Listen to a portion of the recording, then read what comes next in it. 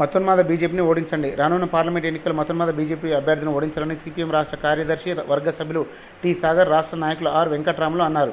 మద్దూరు మండల కేంద్రంలో జరిగిన సిపిఎం పార్టీ కార్యకర్తల సమావేశంలో మాట్లాడుతూ దేశంలో బీజేపీ 10 ఏళ్ల పాలనలోనే అవినీతి తారాస్థాయికి చేరిందని అన్నారు. మతాల మధ్య ఘర్షణలు, ప్రాంతాల మధ్య, జాతుల మధ్య ఘర్షణలు ఆజ్యం పోసిందని బీజేపీ అని అన్నారు.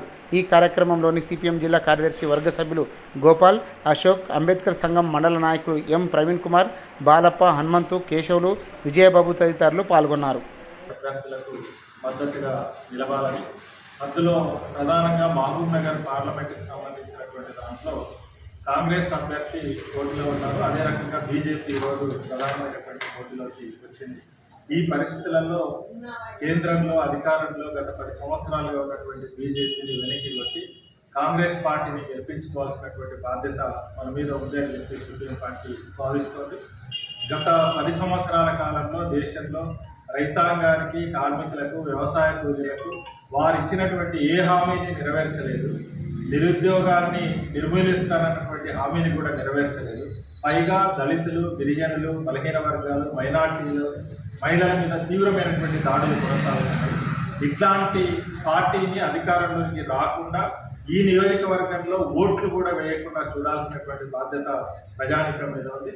అందుకనే బీజేపీని వెనక్కి కొట్టాలి, అదే రకంగా ఇండియా కూటమిలో భాగస్వామ్యం ఉన్నటువంటి కాంగ్రెస్ పార్టీని గెలిపించాలని చెప్పి ఆ మొత్తం నియోజకవర్గంలోని ముఖ్య కార్యకర్తలందరితో కూడా ఈ నెల 4వ తేదీ నాడు మహబూబ్ నగర్ కేంద్రంలో సమావేశాన్ని నిర్వహించి తద్వారా కర్తవ్యాన్ని భవిష్యత్తులో చేయాల్సినటువంటి కార్యాచరణను కూడా అక్కడ రూపొందించడం జరుగుతుంది. ఈ నియోజకవర్గ పరిధిలోని కార్యకర్తలందరూ కూడా ఆ సమావేశానికి తరలి రావాలని చెప్పి కోరుతాం. మిత్రులారా, ఈరోజు కొడంగల్ నియోజకవర్గంలో ఉన్నటువంటి మద్దూరు మండల పార్టీ కార్యకర్తల సమావేశం జరిగింది. నాయకులు, కార్యకర్తలు, పార్టీ సభ్యులందరూ కూడా పాల్గొన్నారు. దీంట్లో పాల్గొంటున్నటువంటి ముఖ్య నాయకులు, జిల్లా నాయకులు, అట్లనే మండల నాయకులు ఉన్నారు. అట్లనే ఈ మండల పరిధిలో ఉన్నటువంటి ఉపాధి హామీ కార్మికులు, 100 రోజుల్లో పనిచేస్తున్నటువంటి కార్మికుల యొక్క సమావేశం కూడా జరిగింది. ప్రధానంగా ఈ 10 సంవత్సరాల కాలంలో బీజేపీ ప్రభుత్వం ఉపాధి హామీని తీవ్రంగా దెబ్బతీయడం జరిగింది. దానికి బడ్జెట్లో కోత విధించిండ్రు, పని దినాలను తగ్గించిండ్రు. అట్లానే పని డిమాండ్ ఏదైతే ఉందో ఆ డిమాండ్కి అనుగుణంగా పేదలకు పని ఇవ్వలేదు. వేతనాలకు సంబంధించింది కూడా తీవ్రంగా తగ్గించడం జరిగింది. అట్లానే 2-3 మాసాలుగా వేతనాలు కూడా బీజేపీ ప్రభుత్వం రిలీజ్ చేయలేదు. కాబట్టి ఉపాధి హామీ కార్మికులకు, ఉపాధి హామీలో పనిచేస్తున్నటువంటి వాళ్ళందరికీ కూడా మేము ఈనాడు పిలిపివ్వడం జరుగుతుంది. కేంద్రంలో ఉన్నటువంటి బీజేపీ నరేంద్ర మోడీ ప్రభుత్వాన్ని ఓడించాలి. అది ఉపాధి హామీ చట్టానికి వ్యతిరేకమైనటువంటి ప్రభుత్వం, ఉపాధి హామీ చట్టానికి వ్యతిరేకమైనటువంటిది బీజేపీ. కాబట్టి బీజేపీని ఓడించాలనేటటువంటిది ముందుగా మేము చెప్పదలుచుకున్నాం.